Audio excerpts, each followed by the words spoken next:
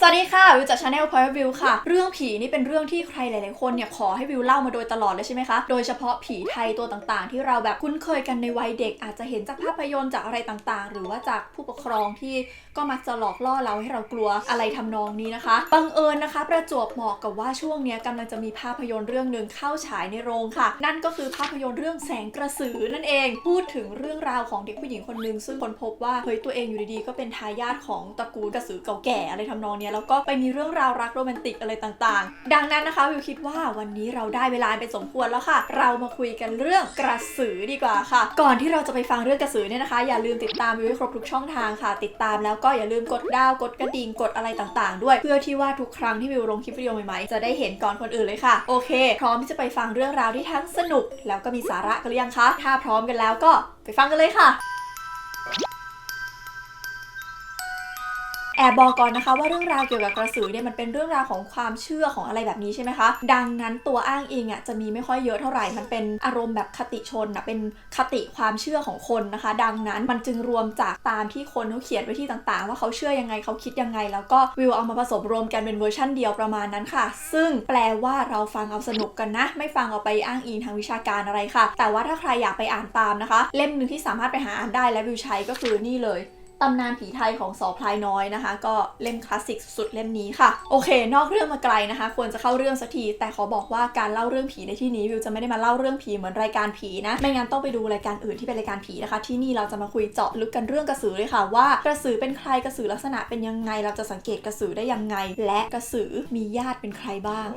งฟังดูน่าสนใจเลยใช่ไหมคะเราไปเริ่มที่คำถามแรกกันก่อนเลยค่ะกระสือคืออะไรเรารู้กันดีนะคะว่ากระสือคือผู้หญิงที่สามารถถอดหัวไปได้ในเวลากลางคืนแล้วก็มีตับไตไส้พุงเนี่ยติดไปด้วยกับหัวนั้นนะคะแต่จริงๆแล้วถ้าเป็นสมัยโบราณเลยเนี่ยกระสือก็ถอดออกไปมีแต่ไส้นะไม่มีตับไตไส้พุงหัวใจอะไรต่างๆดังนั้นนะคะพอกระสือมีแต่ไส้เนี่ยสมัยโบราณเขาเลยมีอีกชื่อหนึ่งเรียกกระสือค่ะนั่นก็คือผีลากไส้นั่นเองค่ะภาพกระสือในความทรงจำของเราที่มีตับไตไส้พุงมีหัวใจอะไรอย่างนี้ส่วนใหญ่นะคะเราจะได้มาจากใบปิดหนังเรื่องกระสือสาวนะคะที่นำแสดงโดยคุณสมบัติเวทดีกับคุณพิสมัยนะคะก็เป็นภาพนั้นเป็นภาพแรกเลยเป็นภาพกระสือในความทรงจำของใครหลายๆคนค่ะนอกจากนี้นะคะถ้าไม่นับเรื่องกระสือสาวยุคก่อนที่จะเป็นกระสือสาวเนี่ยความเชื่อเรื่องกระสือส่วนใหญ่จะไม่ใช่ผู้หญิงสาวนะคะแต่จะเป็นผู้หญิงแก่ค่ะซึ่งกระสือเหล่านี้กลางวันก็เป็นมนุษย์ธรรมดาใช่ไหมกลางคืนถอดหัวเนี่ยออกไปหากินทีนี้ถามว่ามันกินอะไรรู้ไหมเล่าเธอไม่ใช่กินกล้วยนะหมดทั้งเครือยาวๆเพราะนั่นคือเพลงค้างคาวกินกล้วยนะคะไม่ใช่คือกระสือเนี่ยถอดหัวออกไปแล้ว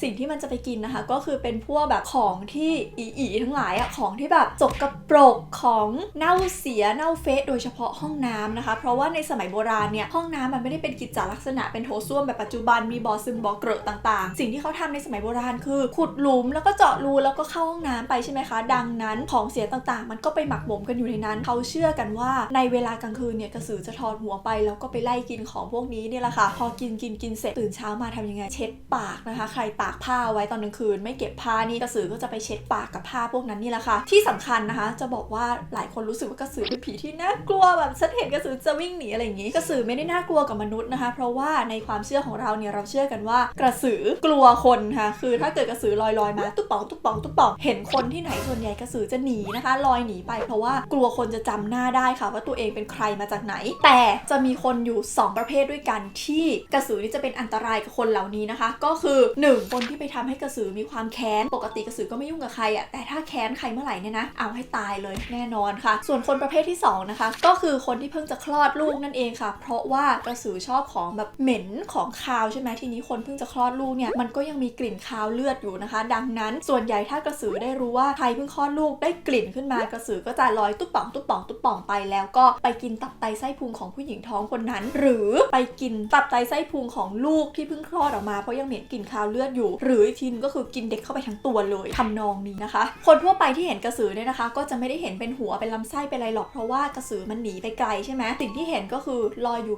วิบเป็นดวงไฟสีเขียวทำนองนี้นะคะก็นี่คือกระสือในจินตนาการของคนไทยนะทีนี้ถามว่ากระสือเนี่ยเป็นผีใช่ไหมคะแน่นอนว่าผีก็จะต้องคู่กับหมอผีใช่ไหมถ้าเป็นคนปกติโดนผีชนิดอื่นเข้าสิ่งที่เราจะสามารถแก้ได้เนี่ยง่ายมากเลยใช่ไหมก็ไปเรียกหมอผีมาแล้วก็ไล่ผีออกไปไล่ออกไปแต่กระสือเนี่ยนะคะเราเชื่อว่าเป็นผีชนิดพิเศษค่ะเป็นผีที่แบบสิ สิงเข้าไปถึงหัวใจของคนที่โดนสิงเลยนะคือถ้าเกิดใครล่าเป็นกระสือมันไม่ใช่ว่าแบบมีผีอีกตัวนึงเข้ามาสิงในตัวเองแล้วพอไล่ออกไปก็จบแต่กระสือเนี่ยมันสิงเข้าไปถึงในหัวใจของคนคนนั้นเลยดังนั้นกระสือคนคนนั้นน่ะได้หลอมรวมกันนะคะกลายเป็นสิ่งเดียวกันไปเรียบร้อยแล้วคือเขาเรียกว่าสิงเข้าไปจนถึงกายละเอียดอะมันถึงส่งเอฟเฟกต์ออกมาได้รุนแรงถึงขนาดที่สามารถบิดกายหยาบก็คือร่างกายของกระสือเนี่ยให้แบบเปลี่ยนแปลงไปได้จนสามารถแบบถอดหัวถอดไส้อะไรออกมาผิดธรรมชาติขนาดนั้นได้นะคะดังนั้นเขาบอกว่ากระสือไม่สามารถเรียกหมอผีมาไล่ได้ค่ะเพราะว่าถ้าไล่กระสือไปจากตัวเมื่อไหร่ก็คือร่างของเหยื่อก็ตายตามไปด้วยเลยแน่นอนนะคะ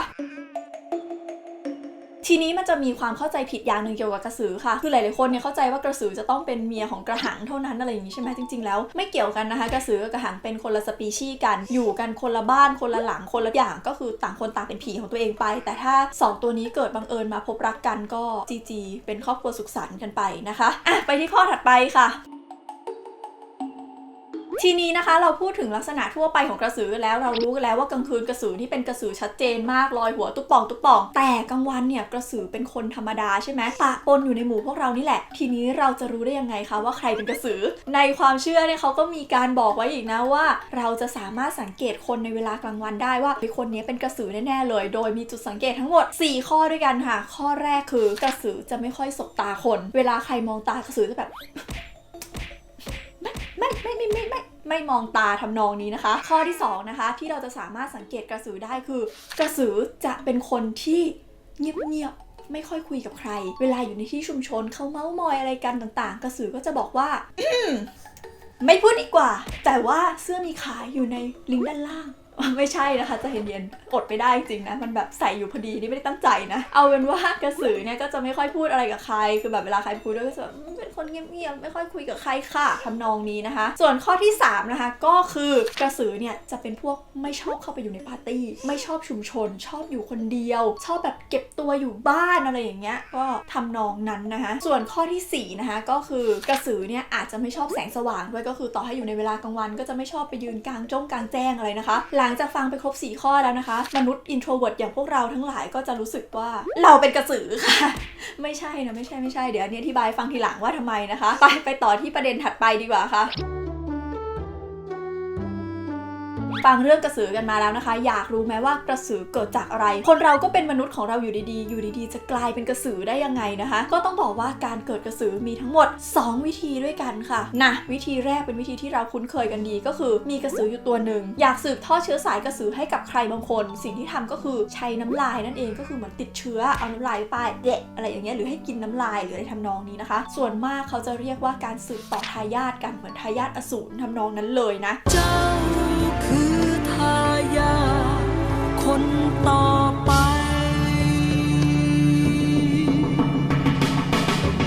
ซึ่งตอนที่สืบต่อให้ทายาทเนี่ยเขาบอกว่าถ้าไม่สืบต่อให้ทายาทด้วยนะคะกระสือตัวที่เป็นต้นแบบเนี่ยจะตายไม่ได้เลยนะเพราะว่าเหมือนกับว่าจะต้องทนทรมานเป็นกระสือแบบนั้นต่อไปดังนั้นกระสือบางตัวเนี่ยเวลาที่อยากตายมากๆก็จะแบบเอาน้ำลายไปป้ายคนอื่นเด็กแล้วมันก็มีความเชื่อถึงขั้นว่าในบางบ้านที่แบบหาทายาทไม่ได้จริงๆเนี่ยกระสือถึงขั้นต้องเอาน้ำลายตัวเองไปป้ายแมวเลยนะให้แบบแมวเป็นแมวกระสือแทนทำนองนี้ค่ะอย่างเรื่องแสงกระสือนี่ยังไม่ได้ดูนะแต่ว่าถ้าดูจากตัวอย่างหนังก็เดาว่าสืบทอดมาจากบรรพบุรุษของนางนั่นแหละค่ะนางเอกนะส่วนวิธีที่2เนี่ยก็คือกระสือตัวแรกตัวต้นตอเลยนะเป็นตัวแรกในตระกูลที่เป็นกระสือถามว่าไปทำอะไรมาถึงกลายเป็นกระสือก็ต้องบอกว่าส่วนใหญ่นะคะเขาถือว่ากระสือเนี่ยคือคนที่เล่นมนต์ดำเล่นไสยศาสตร์อะไรต่างๆแล้วพวกเนี้ยมันจะมีข้อห้ามเนี่ยมันจะแบบห้ามทำนี่ห้ามทำนู่นห้ามทำนั่นแล้วก็เผลอไปทำผิดกฎเขาดังนั้นนะคะก็เลยเหมือนเข้าสู่ดาร์กไซด์กลายเป็นกระสือในที่สุดค่ะก็เลยต้องชดใช้กรรมต่อไปชั่วลูกชั่วหลานทำนองนั้นนะคะนี่ก็เป็น2วิธีของการกลายเป็นกระสือค่ะซึ่งทำให้แบบแอบคิดต่อนะจินตนาการเองอันนี้แบบคิดขำๆว่าเดี๋ยวต่อไป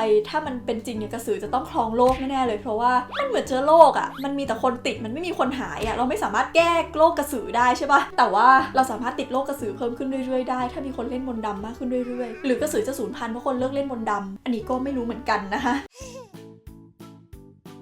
ฟังมาขนาดนี้แล้วนะคะหลายคนก็อยากรู้วิธีต่อกรกับกระสือใช่ไหมคะเพราะว่าเฮ้ยเราก็กลัวไงเราก็ไม่อยากให้กระสือมายุ่งกับเราแม้ว่ามันจะไม่ทำอะไรเราก็ตามแต่ว่าใครจะอยากเห็นไส้ลอยไปลอยมาใช่ปะโดยเฉพาะบ้านที่แบบเพิ่งมีเด็กแรกเกิดมีอะไรก็แบบไม่อยากให้กระสือมาใกล้มีวิธีจัดการกระสือนะคะอยู่ด้วยกัน2วิธีค่ะไม่ใช่เรียกว่าจัดการให้ตายหรอกเรียกได้ว่าวิธีป้องกันไม่ให้กระสือมายุ่งกับเรานะวิธีแรกนะคะกระสือมันเป็นไส้ห้อยๆใช่ปะดังนั้นเราก็เอาอะไรที่แบบกระสือกลัวมาวาง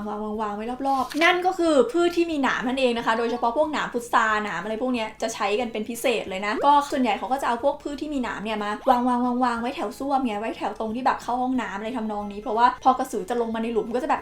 นี่มันหนามถ้าฉันลงไปมันจะต้องเกี่ยวไส้ฉันแน่ๆเลยทำนองนี้นะคะกระสือก็จะไม่เข้ามาเช่นเดียวกับบ้านของเด็กแรกเกิดค่ะก็จะทำไว้แบบนี้เหมือนกันเรียกว่ากับดักกระสือว่าอย่างนั้นเถอะนะคะส่วนอีกวิธีนึงค่ะไม่ได้เรียกว่าวิธีจัดการโดยตรงหรอกแต่ว่าที่เมื่อกี้เล่าไปว่ากระสือจะมาเช็ดปากตอนเช้าใช่ไหมถ้าใครตากผ้าไว้ข้ามคืนอะไรอย่างนี้ก็จะเห็นว่าที่ผ้ามีรอยแบบเปื้อนอะไรอย่างนี้ถ้าใครเอาผ้าเนี่ยไปต้มกระสือจะแบบปวดแสบปวดร้อนกระสือจะแบบอ๋อปวดแสบปวดร้อนจังเลยอะไรทำนองนี้และเผลอๆนะคะกระสือตัวนั้นก็จะเดินมาหาเลยนะมาเป็นแบบมนุษย์หรือแล้วก็แบบขอร้องอย่าต้มอีกเลยฉันทนไม่ได้แล้วทำนองนี้เป็นต้นนะคะนี่ก็เป็น2วิธีที่เราจะสามารถไปทำร้ายกระสือได้ซึ่งก็แล้วแต่ความเชื่อแล้วกันนะทั้งหมดนี้นะคะก็คือเรื่องราวเกี่ยวกับความเชื่อกระสือแบบไทยนั่นเองแต่จริงๆแล้วรู้ไหมคะว่ากระสือไม่ใช่ความเชื่อของแค่คนไทยนะมันมีแบบคนบริเวณแถบเนี้ยบริเวณเอเชียตะวันออกเฉียงใต้ของเรามีวัฒนธรรมร่วมอยู่ก็คือเราเชื่อเรื่องกระสือร่วมกันนะคะแต่ว่าอาจจะชื่อเรียกแตกต่างกันไปเช่นในเขมรเนี่ยก็เชื่อเรื่องกระสืออย่างหนักเลยแหละเขาเรียกกระสือว่าเอิบนะคะซึ่งตรงนั้นน่ะเขมรมันเชื่อเรื่องมนต์ดำเรื่องอะไรเยอะอยู่แล้วใช่ป่ะดังนั้นที่เขมรก็จะเชื่อเรื่องแบบทำมนต์ดำผิดพลาดแล้วกลายเป็นกระสือเป็นอะไรต่างๆค่ะส่วนในลาวเรียกคล้ายๆไทยเลยไทยเรียกกระสือใช่ไหมคะเราเรียกกระสือก็คือไม่มีรอเรือนั่นเองอีกที่นึงที่มีความเชื่อเรื่องกระสือแล้วน่าสนใจมากก็คือที่มาเลเซียนั่นเองเขาบอกว่าในหนังสือของส.พลายน้อยเนี่ยจะเขียนว่าเชื่อว่าเป็นผีตัวนึงชื่อว่าฮันตูปีนังกาลันนะคะก็จะมีเรื่องเล่าของกระสือมาเลเหมือนกันนะว่าแบบเป็นผู้หญิงที่มีน้ำมันอยู่ขวดนึงถ้าเอาน้ำมันนี้มาทาคอก็จะสามารถหลุดออกจากร่างได้ออกไปหาอาหารกินอะไรต่างๆแต่วิวไปเจออีกตัวนึงมาซึ่งรู้สึกว่าเฮ้ยมันเหมือนกระสือมากกว่าฮันตูปีนังกาลันนี่อีกคือไปนั่งคุยกับช่องชื่อว่าเกาะปิซานะคะอันนี้เป็นของอินโดนีเซียนะน่าสนใจมากเขาบอกว่าบริเวณเกาะบาหลีมีความเชื่อเรื่องผีตัวนึงนะคะที่หน้าตาเหมือนกระสือมากเลยเขาเรียกว่าเรียกนี่แหละค่ะเอาจริงๆนะ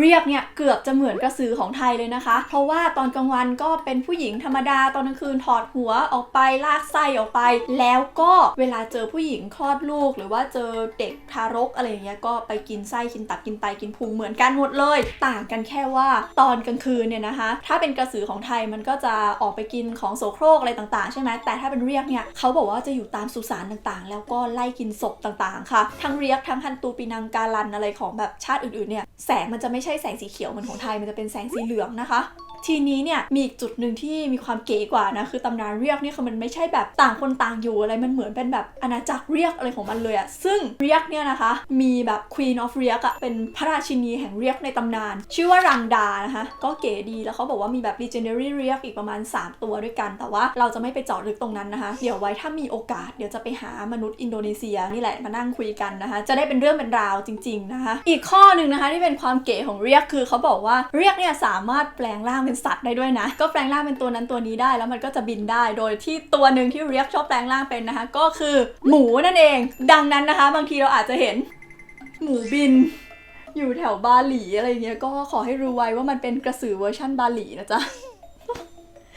คิดถึงคุณด้ากันไหมทุกคนไม่เกี่ยวเก็บทั้งหมดนี้นะคะก็คือเรื่องราวของกระสือที่วิวอยากจะนำมาเล่าให้ทุกคนฟังในวันนี้ไม่ว่าจะเป็นกระสือของไทยหรือว่ากระสือนานาชาติอะไรต่างๆนะคะทีเนี้ยจะบอกว่าอันนี้คิดเองนะคือในความคิดของวิวรู้สึกว่ากระสือเนี่ยมันเป็นกลไกของสังคมที่พูดถึงคนชายขอบเฮ้ยทำไมมีศัพท์เทคนิคเต็มไปหมดเลยเอาเป็นว่ามันเป็นกลไกของสังคมที่พูดถึงคนที่แบบไม่เหมือนตัวเองอ่ะก็คือใครที่สังคมไม่เข้าใจสังคมพยายามเข้าไปคุยด้วยสังคมพยายามเข้าไปยุ่งด้วยแล้วเขาไม่ยุ่งด้วยไงคือสมัยก่อนคนเราไม่รู้จักอิน introvert ไม่รู้จักอะไรคนก็รู้สึกว่าก็อยู่รวมกันเป็นสังคมก็ควรจะมาเข้าร่วมกันดังนั้นก็เลยพยายามหาคำอธิบายเพื่อกีดกันคนที่แบบพอฉันไม่คุยด้วยแล้วเธอไม่คุยด้วยเป็นกระสือใช่ไหมอะไรทำนองนี้นะคะก็เป็นหนึ่งในกลไกของสังคมที่พยายามบีบให้คนมาอยู่ร่วมกันทำนองนี้ค่ะแต่ว่าในยุคสมัยปัจจุบันเราก็เข้าใจความแตกต่างของคนแต่ละประเภทแล้วเนาะดังนั้นความเชื่อพวกนี้ก็เป็นความเชื่อที่เก็บไว้สนุกแต่อย่าถึงขั้นที่แบบไปยกพวกไล่กันออกจากหมู่บ้านเหมือนแบบข่าวปอบอะไรที่มีให้เห็นกันเป็นระยะเลยค่ะ